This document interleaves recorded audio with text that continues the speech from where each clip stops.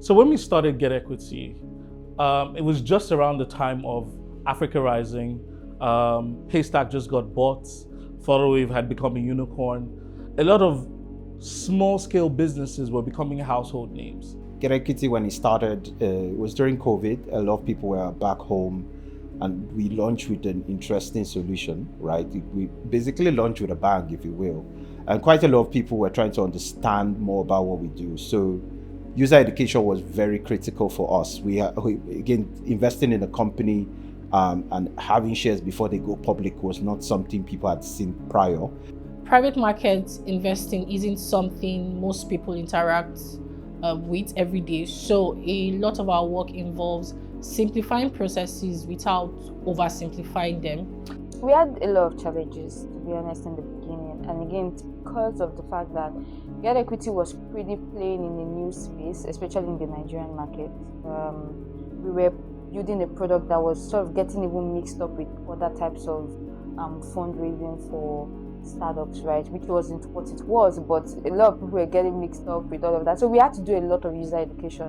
When we met, the GetEquity team and we saw what they were building, the interesting thing about it was it resonates with what would define the future of financial services.